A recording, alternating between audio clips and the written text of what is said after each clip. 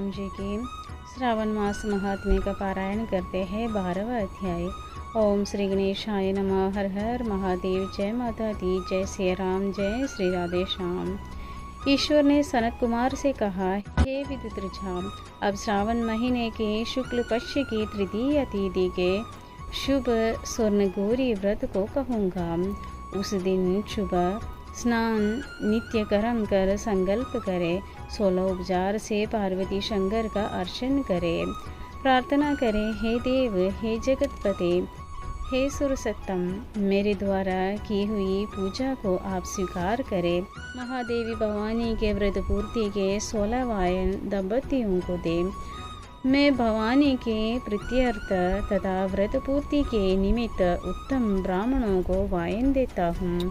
चावल पिसान से निर्मित 16 पकवान, बांस की 16 टोकरी में रख वस्त्रों से युक्त कर सपत्नीक 16 ब्राह्मणों को बुलाकर कहे, मैं व्रत संपूर्णता से फल प्राप्त्यार्थ के लिए देता हूँ।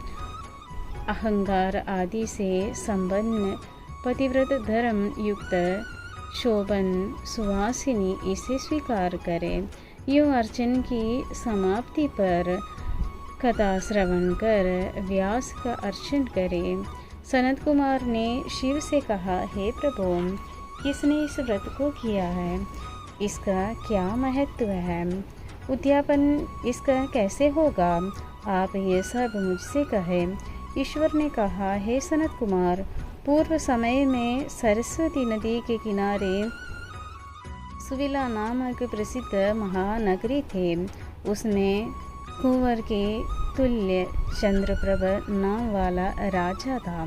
उसके रूप लावण्य से युक्त, सौंदर्य मुस्कान युक्त, मनोहर कमल सदृश नेत्र वाली महादेवी और दूसरी विशाला नाम वाली 2 रानियां थीं।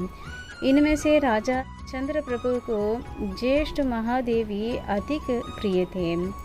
एक रोज राजा शिकार की कामना से वन में गया। वहाँ सिंह, शार्दूल, वारा, अरना, भैंसा, हाथी का शिकार कर प्यास से दुखी हो राजा उस बड़े वन में घूमने लगा। राजा ने अप्सराओं के तालाब को देख उनके किनारे पर जाकर उस तालाब का उत्तम जलपान किया। अप्सरागणों को भक्तियुक्त गौरी का अर्चन करते देखा। उन अप्सरागणों से कमल नेत्र वाले राजा ने पूछा, आप ये क्या कर रही हो? वे बोली, हे नृपोत्तम, हम स्वर्ण गौरी का व्रत करती है। राजा ने कहा, ये देवियों, इसकी विधि तथा इसका फल भी आप विस्तार युक्त मुझसे कहें। उन स्त्रियों ने कहा, हे राजन, श्रावण शुक्ल तीज के रोज स्वर्ण गौरी का यह व्रत किया जाता है। इसमें परम प्रसन्नता तथा भक्ति द्वारा पार्वती और शंकर का पूजन किया जाता है। 16 तार का डोरा अपने दाहिने हाथों में पुरुष व बाएं हाथों में स्त्री बांधती है। ये सुन चंद्रप्रभ राजा ने भी व्रत कार्य को संपन्न कर सविति 16 तार के डोरे को अपनी दाहिनी भुजा में बांधकर व्रत को स्वीकार किया। राजा ने कहा, हे देव देवेशी, मैं इस डोरे को व्रत के लिए बांधता हूँ, मेरे पर आप कृपा करें। इस तरह देवी का व्रत कर राजा अपने घर आ गया। भुजा में डोरे को देख अधिक्रोधित हो बड़ी रानी ने पूछा और उस डोरे को भुजे से तोड़ बाहर पेड़ पर फेंक दिया। राजा ने रानी से कहा, हे प्रिय, ऐसा ना करें। यूँ मना करने पर भी रानी नहीं मानी। वह सूखा पेड़ उस डोरे के स्पर्श से हरे पत्ते से संपन्न हो गया। इस बात को छोटी रानी ने देख आश्चर्ययुक्त हो उस पेड़ से टूटे डोरे को अपनी भाई भुजा में बांधा। उस रोज से उस महीने के महात्म्य मात्र से वह छोटी रानी राजा को सर्वाधिक प्रिय हो गई। इधर ज्येष्ठ रानी व्रत का अपमान करने मात्र से राजा द्वारा परित्यक्त तथा दुखी हो वन में चली गई। वहाँ महादेवी का चित्त से ध्यान कर पवित्र मुनियों के स्थान में कहीं कहीं निवास किया। पर श्रेष्ठ मुनियों ने उसे देखकर कहा, अरे पिशाचिनी चली जा। वह तिरस्कृत तथा दुखी रानी घोर जंगल में घूमती हुई एक जगह बैठ गई। उसी समय रानी के आगे देवी दया से प्रकट हो गई।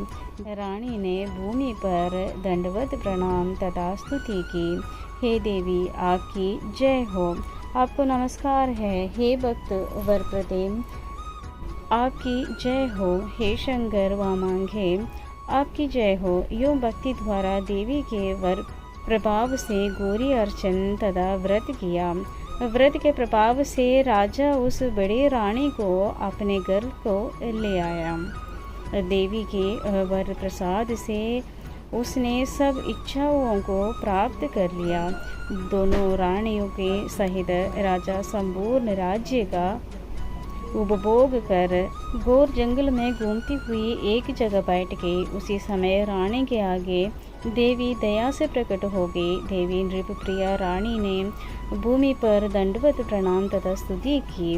हे देवी, आपकी जय हो, आपको नमस्कार है। हे भक्त वरप्रदे, आपकी जय हो। हे शंकर वामांगे, आपकी जय हो।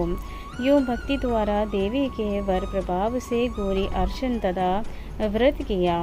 व्रत के प्रभाव से राजा उस बड़ी रानी को अपने घर ले आया। देवी के वर प्रसाद से उसने सब इच्छाओं को प्राप्त कर लिया। दोनों रानियों के सहित राजा संपूर्ण राज्य का उपभोग कर समृद्धशाली हो गया।